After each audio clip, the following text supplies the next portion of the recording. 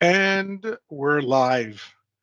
Good afternoon, dear partners. Extremely happy to see, um, extremely happy to see you this afternoon.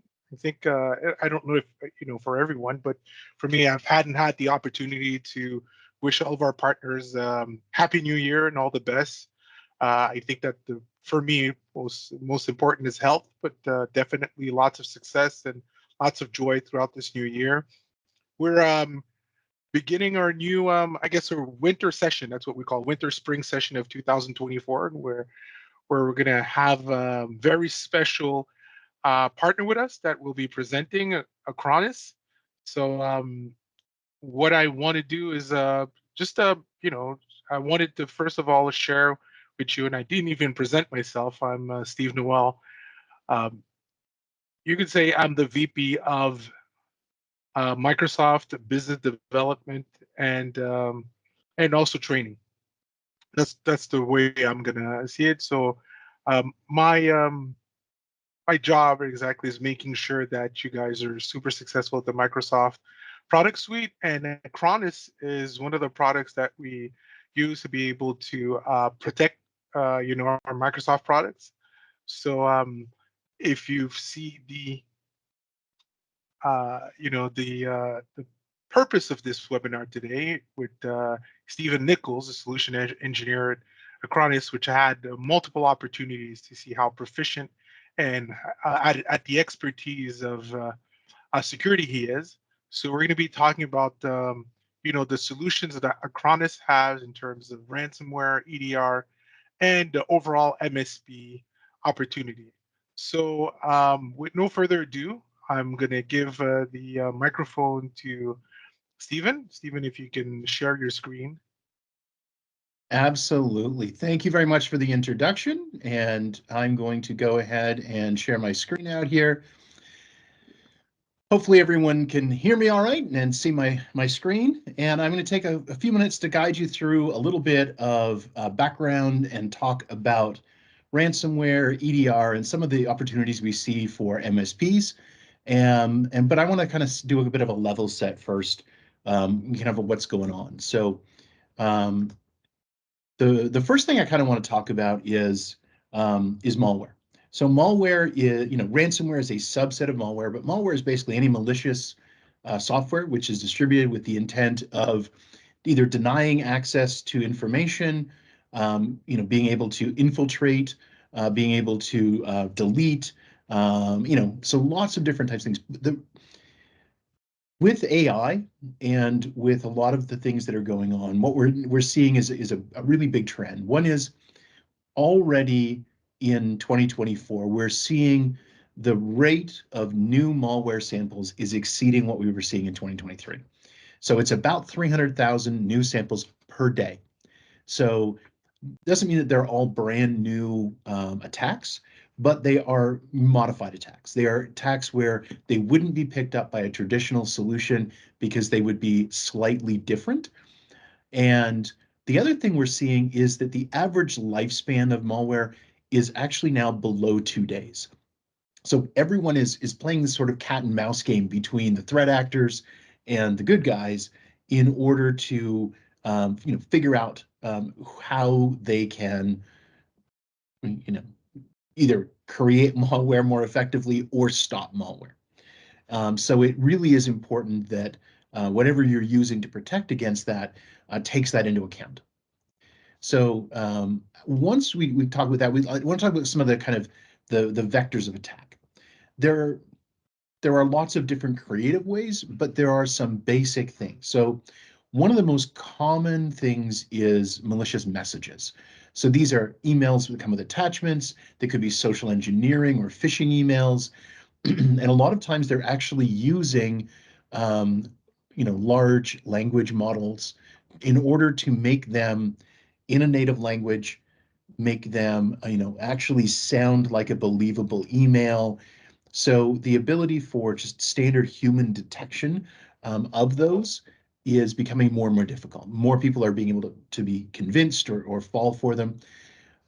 So it's important to have an equal machine learning and AI engine on the other side, which is able to determine and look at things that you as a human might not pay attention to. And I watched a really interesting online video the other day, and it was talking about actually about detecting whether an image was generated by an AI or not.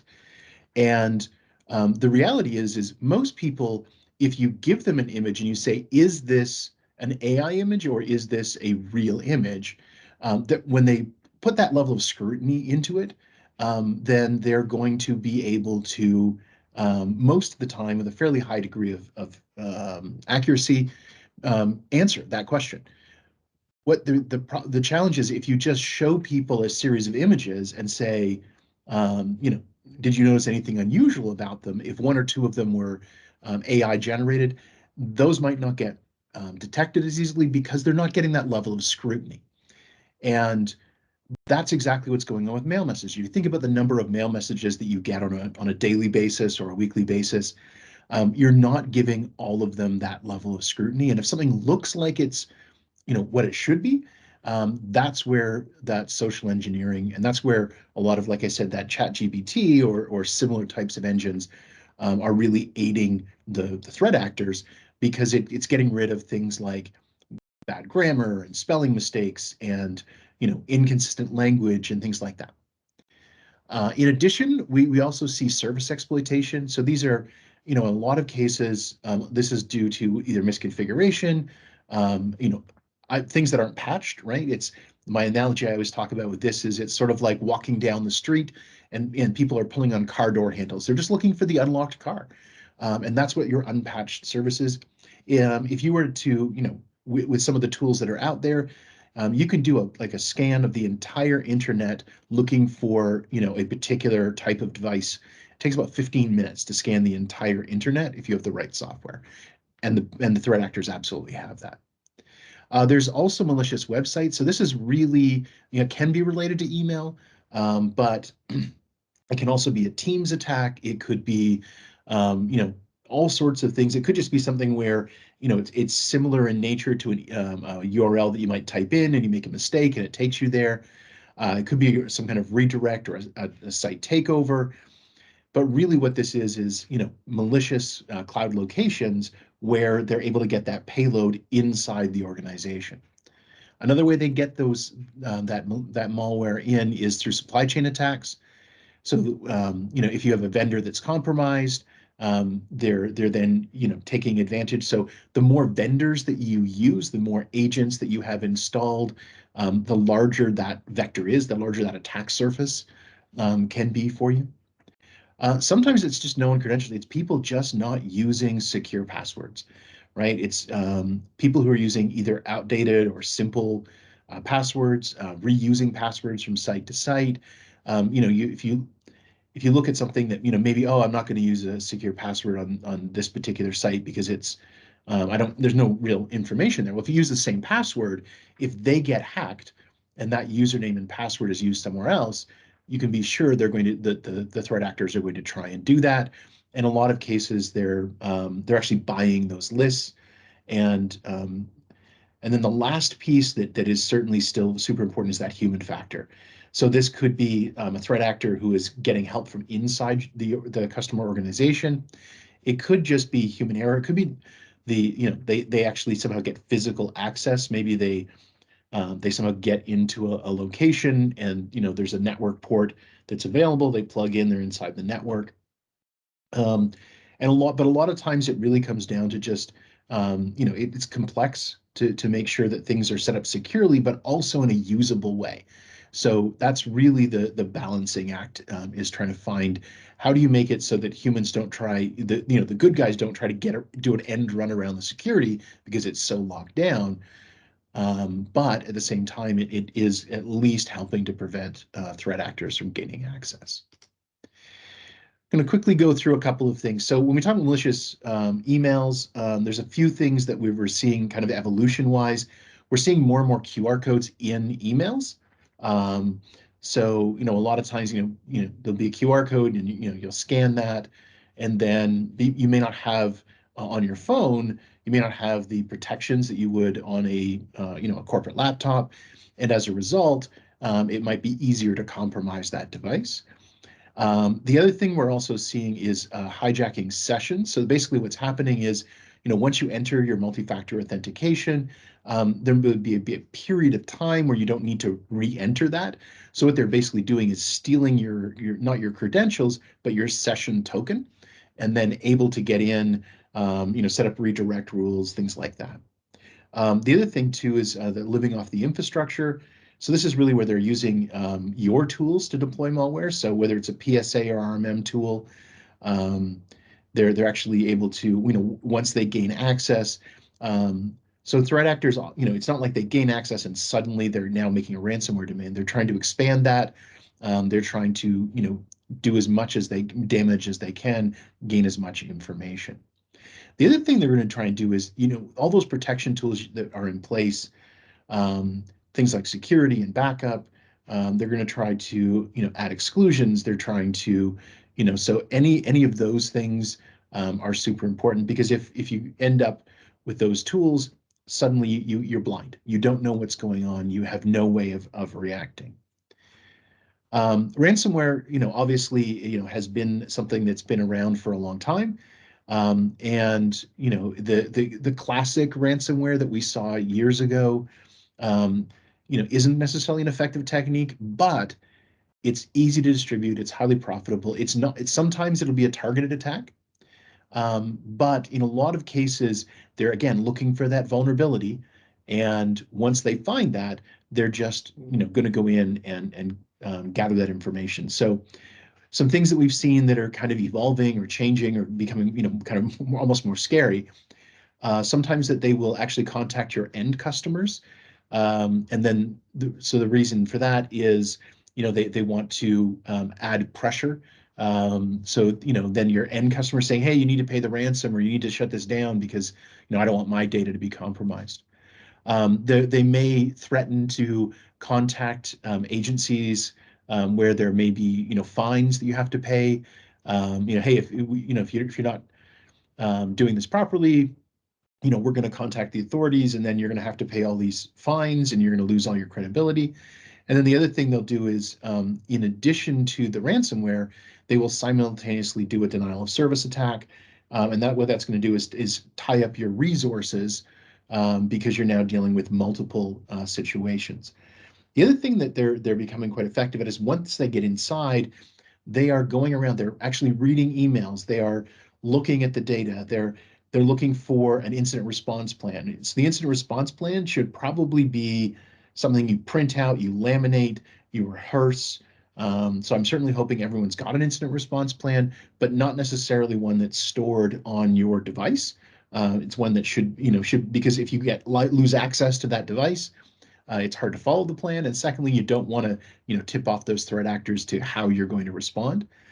And then the other thing that they'll often do is they will actually, gain your trust by, explaining how to do things. How do you pay? What's going on? So there's lots of different things that they're actually going to do. The other thing we're also seeing is they're now doing dual encryption, which means that they're now taking that data, they're encrypting it, and then they're encrypting it again. That makes it more difficult to defeat, but it also increases the likelihood you're actually going to have data loss. Every time you encrypt and decrypt data, you run at least a small risk of some of that data becoming corrupt. And so it's really important to have backups so that if any of that data is corrupted. And then the other thing too is, they're going after cloud data, right? So they're not just looking locally. They're looking for other credentials so they can get in, and doing things like Azure keys and things like that. With that, it really continues to be a risk, and it's the sort of thing you don't want to be dealing with after it's happened. However, it is important to have a plan to recover from those large scale attacks. First of all, there's the business impact. Unfortunately, too many times there either isn't a plan, or if there is a plan, an incident response plan, it hasn't really been tested. Think about doing building evacuations and fire drills. There are requirements. Those things are mandated, but they're important because you want the first time you recognize maybe there's imperfections in your plan, you want that to be at a time when you're not under the pressure of a real attack. Um, it also is important to maintain and review those plans regularly because things may change. If you devise a plan and then you add there's new software or there's new employees, they may not be accounted for in that plan. It's also important for thinking about, even if you do pay the ransom and you get the keys back, it can be a long time to recover that data. So making sure that you have things like disaster recovery in place to be able to at least have those critical workloads up and running. And the other thing too is dealing with those attacks consumes a lot of IT resources. And by doing that, it means they're also not doing all the other things that they should be doing at the same time.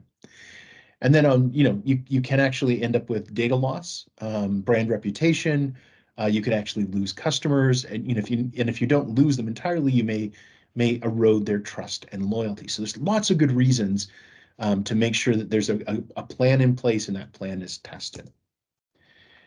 So some of I think the most urgent threat, cybersecurity threat, is still ransomware. So we know that about every 11 seconds, a business is getting attacked. We know that things like ransomware as a service are making it more complex. So in a lot of cases, that means that what used to be mostly attacking larger organizations, they're now moving down and attacking small and medium business. And the reason being is the payout may not be as large. They may not be able to demand millions or tens of millions of dollars, but they certainly can demand tens of thousands or hundreds of thousands of dollars in those attacks. Often they'll look for a cyber insurance policy and they'll actually demand that amount of money. Sometimes they will, because they really are going to try and make a demand in a lot of cases where they think they can get paid. And the reason small businesses are getting targeted is because they're the ones who are less protected. So those larger organizations are, they're still the ones that you see in the news, but the vast majority of the ransomware that are being paid, the income that's coming into these threat actors is actually coming from attacking small and medium businesses, demanding, and getting smaller payouts from them, but being able to do that much more easily. The complexity of the attack that they need to invest in is less, and therefore their ROI is just as good. So if you're relying on a legacy approach, a lot of when you look at the kind of the four stages, and we'll talk in a minute about the NIST framework, but for these four stages, we're talking about the initial intrusion, the actual execution, the recovery prevention, and then the ransom demand. So in the case of the initial intrusion, a lot of the legacy antivirus only detect known threats. So this is a lot of signature based. When we're seeing the 300,000 new attacks per day, that you really can't keep up. Even if you're only a day behind in those definitions, that's still a day of vulnerability, and you could be vulnerable to hundreds of thousands of different malware attacks during that time. During the execution, behavioral anti-malware will identify the malicious process, but ransomware may also be able to block some of this once the files are encrypted. So the execution layer really isn't preventing that execution. And then during the recovery prevention, so this is really where the ransomware is trying to corrupt, delete any of your shadow copies, because again, those just appear as regular data, even though that might be your way of giving you a second copy of the data. Those volume shadow copies really aren't blocked. They're just as vulnerable as your primary data. And then from the ransomware, that once they've exfiltrated that data, once they have encrypted that data, that's when they're going to start making the demand for ransom payment. And that is, really, because they have everything hostage, there's not a lot you can do, if you haven't blocked that attack. So um, when you look at the solution from Acronis CyberTech Cloud, and we're going to talk a little more detail about it in a minute. First of all, it still does that detection. We still use definition-based. It's definition-based is never going to go away. It's just not enough on its own. On top of that, we also detect novel malicious processes. So we actually use an AI-enabled behavior detection. AI is particularly good at taking really large amounts of unstructured data, and then from that being able to understand kind of patterns and trends. And so we're able to take all of that data we have across the entire install base and use that in order to understand, what processes may be malicious. And using AI to do that means we are much more likely to do that much faster. So even as novel approaches start to come out, we're kind of ahead of that game. And it's not definition based, so that information is being regularly updated to the agent. The other thing is, in our case, we are a true backup solution. We are true data protection. We are including cloud-based backups that are immutable, and that means that our recovery process doesn't depend on shadow copies. So it's still best practice for 321 to have a local copy, have a copy in the cloud, but if those local copies somehow become corrupt or part of the attack, you still have those cloud copies. And then we also have the ability to automatically recover affected data. So we can roll back changes, and we'll talk a little bit about that in our EDR product. So we have the ability, if perhaps registry files were changed, perhaps certain files were encrypted. In a lot of cases, we'll actually even catch it before it's encrypted and prevent that. But if we can't, we do have the ability to roll back those changes. First place we'll go to look to see how to do that is the local cache on the machine, because that's super fast and it almost like instantly restores. And then if not, we can always go to either those local or, if required, even a cloud backup. So it gives you a lot more protection, and it's all from that same agent and from the same console and the same vendor. One of the other things that you should think about as an MSP is having a framework.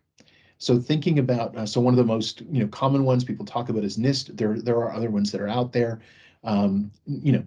Whatever framework it is that you're going to use, it's important that you understand what that is and where you may have exposure, and then look at what tools you're going to use to address that. So across the NIST framework of identify, protect, detect, respond, and recover, we check a number of boxes with different features that we have. So I'm going to read everything off. But for example, we can automatically detect unprotected endpoints during discovery. We can do software and hardware inventories, meaning that we can identify what is installed onto machines. We have the ability to do patch management. We have the ability to do device control to protect the device. On a detect, again, back to that AI and ML-based behavior detection, the anti-ransomware, anti-malware, which we often refer to as active protection, which is constantly a behavior-based engine that's looking for files that are being encrypted. It's able to stop the process, roll them back from cache. That URL filtering, so if you go to a malicious URL, we can actually block it. The email security, which we'll also touch on a little bit later on one of the slides, because email is still the biggest way that most attacks start. Whether that's a phishing email, whether it's a business email compromise, a lot of times email security is the area where you probably, if you had to invest in one area, I would say email security is probably the one that I would look at. And then the other one that I would take a serious look at is getting a modern security solution that includes that EDR, that endpoint detection and response. When we get to the respond part of the framework, we're really talking about being able to investigate remote connection, being able to log into the machine. We have really good analysis, and I'll show you some of that in a minute as well. And then we can do those rapid rollbacks. We can do one-click mass recovery. In a lot of cases, even end users can even self-recover. So it's pre-integrated with our disaster recovery solution. So if you have those critical workloads, one of the things that I often hear from MSPs that have dealt with these incidents, as soon as you involve law enforcement or you involve in the insurance company, you are now often going to be told you can't touch the hardware that has been impacted because they need to do the investigation, they need to get that evidence, they need to understand what happened. And so being able to fail over to a cloud-based solution for disaster recovery for those critical workloads to keep the business up and running becomes super critical. And then let's talk a little bit more about kind of the solution. So first of all, it's a unified defense. So it is all of those things it can prevent, it can detect, it can block, it can do recover, all of those things from a central platform. It's highly automated, it's easy and quick to deploy, has centralized management and monitoring for all those tools, and it's at an attractive price with good margins.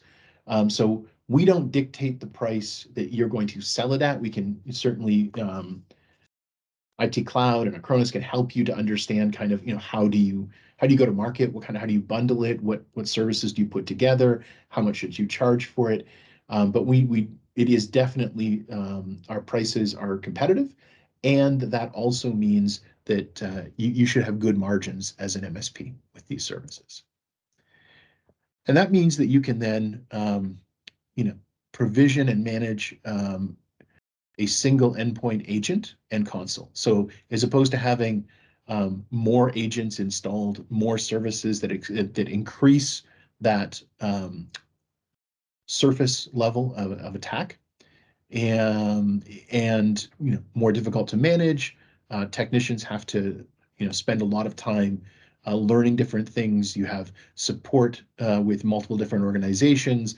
If there's conflict between agents, it can take longer to figure out all of those sorts of things. By having a unified platform, one of the things I've talked to a couple of MSPs that have kind of consolidated. They went from 7 or 8 solutions that we're using to deliver the core data protection and security solutions, consolidated onto Acronis, and their reps on average, they're who are managing those workloads, their technicians, I've seen about a 20 to 30% increase in the number of workloads they can manage because they're not moving around from place to place. That there aren't as many conflicts. Things they're more familiar with the interface. There are some key things. I talked about that active protection, that ability to do that behavior-based detection, which will watch for files being encrypted. That actually is an included feature. So we don't even charge for that. Once you install the agent, you can turn on a certain set of included features. So for example, if you're using Acronis today for data protection, for backup, and there are some of those security features you can enable right away at no additional cost to you. And that doesn't mean you can't charge your customers for those things. It just means you're not going to be billed for them. The other thing is it makes it very easy once that agent is installed to kind of take a land and expand approach, because once you have a single service, it's really easy to add additional services by just turning them on. So there's nothing else to install, very, very little to configure. And then the more your spend is with Acronis, the lower your per unit cost is. So as you grow out the amount of EDR, as you grow out the amount of email security or the amount of data protection, all of those things increase your total spend and therefore can put you into a higher price tier, meaning that for all of those services, your price per unit will be less. So again, it's a single agent, single policy from a single console, all from a single license and a single vendor. Really simplifies that process And so it makes it easier, particularly if you're not offering some of these services today, to be able to get into that business without having to build a new vendor relationship. So let's talk a little bit about some more details. So first of all, we have the ability to detect, terminate, and recover from a ransomware with our AI-enabled behavior anti-ransomware. So that's that active protection I was talking about. So this is it just runs, it's passive, it will catch advanced ransomwares. Obviously, it's late in the process. You don't want to rely as this is your only defense, because that they've already probably exfiltrated a lot of that data. But at least it's going to help to keep that data from becoming encrypted, reducing the likelihood of there being data loss. And it also gives you quite a bit of protection for those local backups, gives you protection for network folders, as well as making sure you can turn on URL filtering. So lots of really good protection there. We also have the ability to automatically recover data and reverse damage. So a lot of times we can actually, like I said, if active protection is enabled, it's going to, once it sees those encryptions starting, it's actually going to recover that data, and the end user may not even be aware. There will be a warrant. There'll be that message we see here, this malware detected and blocked message. And then the other thing we have the ability to do is to scan backups. So we can actually, in the backup, so it's located infected files, we can actually then go in and do a safe recovery. So we can not recover those infected files. And what this does is allows you to make sure that even if you are recovering from a corrupt backup, one that has been infected, you're still able to do that safely. Where when you're talking about shadow copy, that's usually not something that's available to you. I mentioned email security earlier. 90% of attacks, including ransomware, start with email. Email is the easiest way to get something inside an organization, past the firewall, past all the other defenses, because most organizations accept emails from almost anyone. But how do you actually detect that? And like I said, it's getting more complex. They're more sophisticated. They have more ability to, actually go in and make those look like legitimate emails. So it's a multi-layered approach. Obviously, the first one is a spam engine. We're going to detect that spam. We're going to mark it. We're still going to deliver it to the mailbox, but it's going to be marked in such a way that the email client can then sort it into a junk or spam folder. Then we look at there's a bunch of evasion techniques. So these are things that the email is going to do in order to try and look like a legitimate email. And anything that's kind of using those techniques, probably the payload's going to be malicious. So that's the next thing that we're going to look for. The next layer looks at kind of anti-phishing, anti-spoofing, does a threat analysis and a static detection. And what this is doing is kind of it's recursively unpacking that email. So it's looking if there's a link that redirects to a link that goes to somewhere else that has a thing where you enter your credentials. Does it look like a Microsoft 365 logon page but has the wrong URL? Is it that's kind of that spoofing. We're looking for, hey, is there just a ransomware payload that's attached? From a threat intelligence, we're really saying, hey, is this URL or IP address known? And then we're also looking at some of those sophisticated phishing methods to be able to recognize with a high degree of accuracy whether or not an email is legitimate. And then it gets into what we call the HAP layer or the next generation detection. And this really is looking for a lot of those zero-day threats, even things that may not be known yet, highly evasive ransomware. This is really the layer where we're able to completely unpack it, look at exactly what it is going on. Is it a Word file that's attached, but it's trying to access something that a Word file shouldn't access when it's opened? all of those things are there. And all of this process delays the delivery of mail on average, usually about 30 seconds. So some of the other solutions that are out there require you to make MX record changes. They, they have to open the mailbox the mail in a sandbox. It could be 20 minutes or 30 minutes of email delivery delay.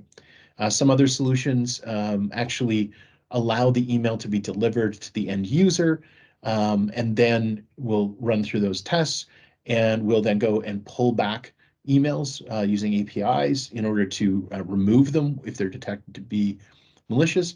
Downside of that is, of course, even if that email is only in the inbox for a few minutes, it still gives an opportunity for the end user to inadvertently do something that could be dangerous or malicious. One of the other really cool things about our email security solution is we have an incident response team. So you as the MSP do not need to be a complete expert in email security. If there's something where you're uncertain, you can, or you want to do a little bit of investigation, you can actually reach out to that team from directly inside the console, put a little note as to why you would like it investigated, and they will investigate and report back to you and let you know why they have a high degree of confidence it is actually a malicious email, or if it's not, be able to release the email and then update the learning engine so that those types of things will pass in the future. We also have a data loss prevention solution that's built in, uses the same agent, which allows you to protect confidential information. Again, a lot of the times, people are just, it may not even be a malicious actor in this case. It may just be somebody inadvertently not realizing, there may be two Steves in their email history. They start typing the name, it comes up, and it turns out they're sending it to, the wrong person, maybe somebody outside the organization, that they shouldn't be getting that sensitive data. And this solution would prevent that. And it's a broad range, right? It's putting that onto USB removable storage, it's moving to cloud shares, printing it, instant message, social networks, copy and paste to the clipboard, all of those sort of things we help to protect from a DLP point of view. Let's talk more about EDR quick, and then I want to hop in and actually show you the cloud console and kind of talk through a little bit of a demo. So EDR, or endpoint detection and response, it is something that really is the next layer of protection from an antivirus, anti-malware. It's kind of become table stakes that we think for what you need to have to protect your devices, because a lot of those attacks no longer, it's not about a single file on a single machine. We need to look at the environment as a whole. And on top of that, we need to look at how did something get in. Even if it was, automatically remediated, it's still important to understand, was there a user that clicked on something?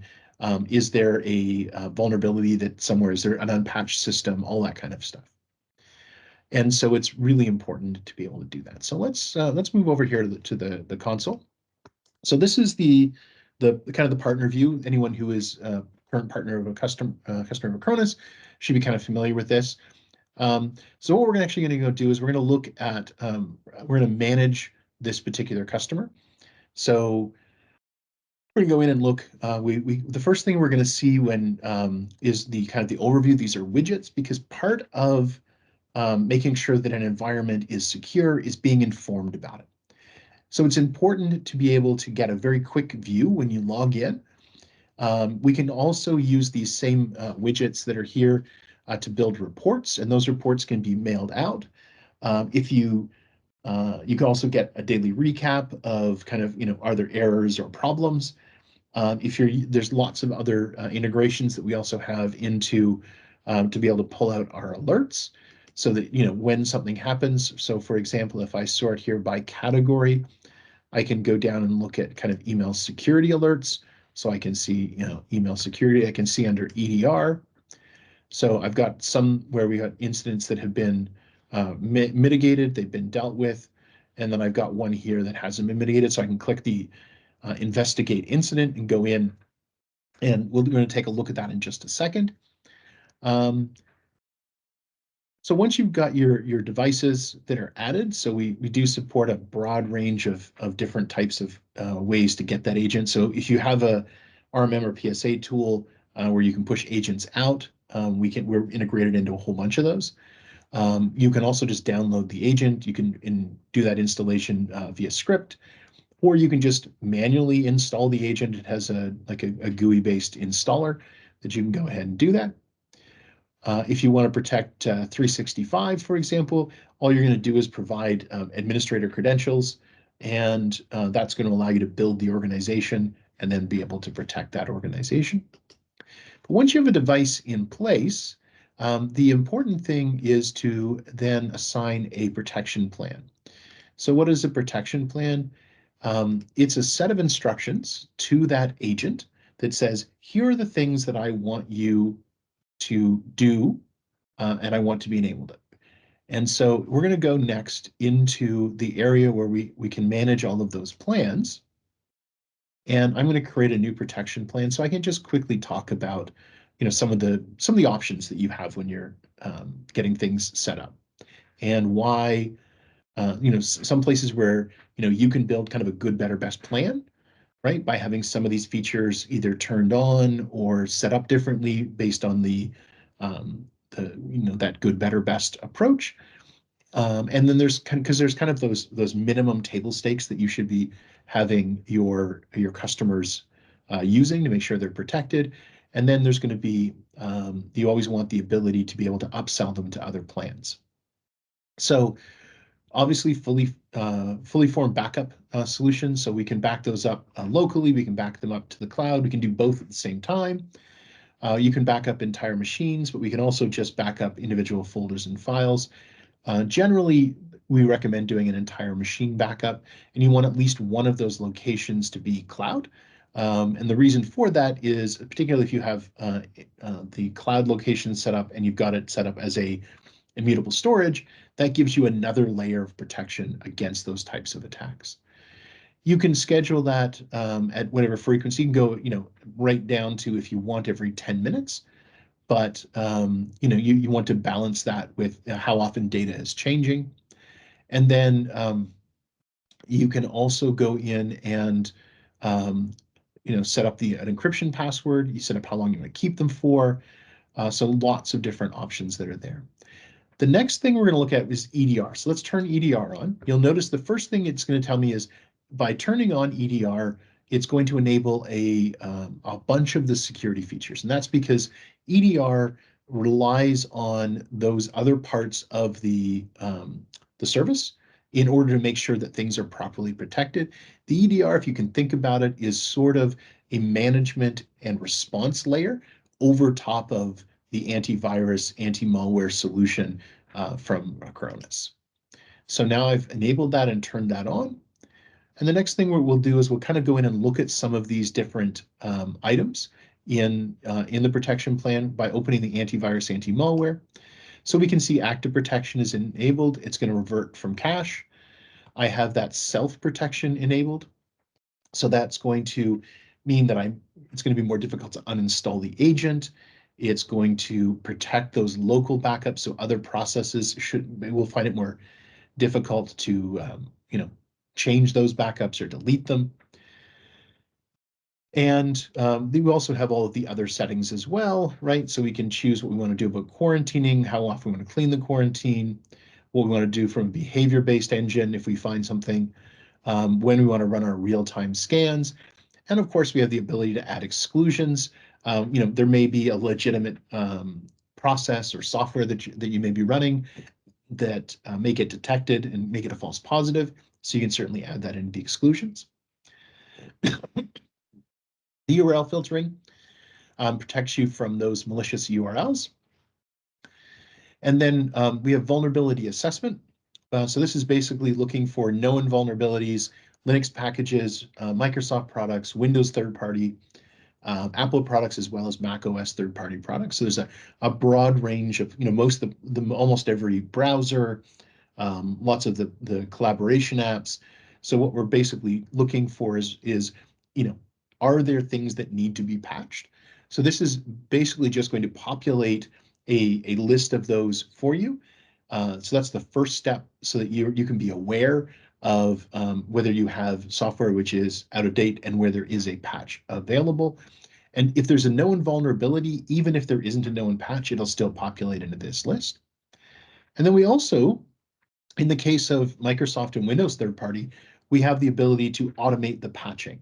So you can set a schedule for when you want to do those patches, but you also have an ability to turn on something called a pre-update backup. So that means immediately before applying any of those patches, it's going to back that system up, create a unique restore point, so that if that patch causes a problem in the system, you can roll back without losing any data. And then we've got some things under device control here. So device control means I can kind of limit the type of devices. So someone finds a USB stick in the parking lot and comes in. Let's hope, most people know now you shouldn't be plugging that into your computer. Unfortunately, it still does happen, but you could actually have it set up so that that would not be recognized, and it would be something that would therefore be protected against. And then that data loss prevention, we talk a little bit about that during the slide portion. So really what it does is it gives you the ability to start in an observation mode just to learn the business process. And then it gives you the ability to set up over time the settings, and it will create all of those policies and rules. And then you can continue to learn as those go forward. So all of these things get managed from that same protection plan. Once everything is all set up, you can then apply that plan to devices. And a matter of fact, you can even have it set up so that when you register a new device, you can do a group protection, say, hey, all workstations are going to get this plan. So that means that anything that's in that workstation category would automatically be protected with this particular plan that you want to have. All right, I'm going to switch back over to my slides. I got a couple more slides that I wanted to go through real quick. Want to talk a little bit about, obviously, I think we do a great job of protecting, detecting and being able to mitigate all those threats, but it's also important we do submit to third-party testing to make sure that we can validate that we're getting, a high degree of detection and a low number of false positives, because both of them are actually really important. And with that, I'll just see if we've got any questions in the Q&A section. And Hey, Stephen, Michael Roach here with IT Cloud. We do have one question about the workload versus gigabytes per single machine. oh yeah, the different billing models. Yeah, absolutely. Right, different I can models. Yeah. yeah, I can talk about that. So we have two primary billing models, and as an MSP, for each of your customers, you can select the billing model that best suits that particular customer. So the most common model that we have is the per workload model. So that's where for each workload, and workload to us is, it could be a workstation, it could be a mailbox. Basically, it's kind of like whatever device or unit you're protecting. You would be paying a license fee to protect that, and it's automatic. You don't have to go in and say, well, how many of these am I going to need? Do I have to buy? It's all a usage-based billing model. So any device that you install the agent on and you have a protection plan where you've applied that protection plan using one of the licensed features, because there are some that are included, like that active protection we don't actually bill for. So you could use that and it wouldn't even count as a device. So in that model, in that per workload, that licensing of that device is, kind of covers the core function. Some of the additional things, if we go back and look at that protection plan in the console, there's some things that have little green check marks or arrows next to them. Those are what we call advanced packs. So in some cases, you would also pay for the advanced pack. But primarily the per gigabyte and per workload really impacts when you're doing backup. So when you're doing data protection, when you're backing up something, that license includes an unlimited amount of local storage. So if you want to back that up locally, there's no additional cost. That's covered by part of the license. And when you're billed for the amount of storage in the Acronis cloud, if you're doing a cloud backup to the Acronis cloud, and that is always for the amount of actual storage in the clouds. And our agent actually does the compression and the in-archive deduplication. So we're normally seeing, if you're if you're backing up, let's say, 100 gigs of data that in changes, that's probably going to translate into somewhere between 40 and 60 gigs of actual storage in the cloud. So your total storage will be dependent on your retention policy, your data rate change, a bunch of things like that. But you'll be billed a price per gigabyte for the storage in the cloud. The other model is a per gigabyte model. So you can have we don't charge you at all for in the backups for the number of devices. You can protect an unlimited number of devices. We just look and aggregate at the amount of storage, and you are billed for that. Because we aren't billing a license model for the device, we do charge for local storage when it is on the per gigabyte model. And when we charge for cloud storage, it's at a higher per gigabyte rate because there's none that's kind of included with the license, like that we don't get any money from that license, so we have to get that all from the storage. If, however, you're using some of the other advanced features, EDR, things like that, there will still be, those are still going to be billed per workload you're protecting with them, because it's not about the amount of storage, it's about turning that feature on a device. And you can easily switch between those billing models. It doesn't change, what's available. It doesn't change how the features work. All it changes is how the bill is calculated at the end of the month. Hopefully that answers the question. Great. Thank you very much. Looks like it did. Excellent. Any other questions that anyone has? So far, no other questions. Excellent. Then I'm just going to take another second here to talk about Acronis Cyber Foundation. So Acronis Cyber Foundation, we've been doing this for quite a while. We've done a whole bunch of things with our Cyber Foundation. So in some evolving countries, we've been building schools. We've been building tech classrooms. We've done some things with veterans. Our real focus for 2024 is about getting MSPs involved locally in how they can make a difference to make things better, whether that's in a local school or classroom, or maybe organizing some kind of recycling of technology stuff. There's all sorts of things.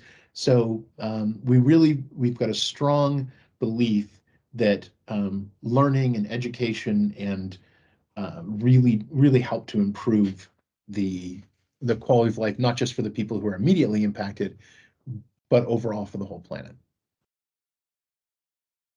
And with that, I will turn things back over. I'll stop sharing my screen, and we can wrap things up.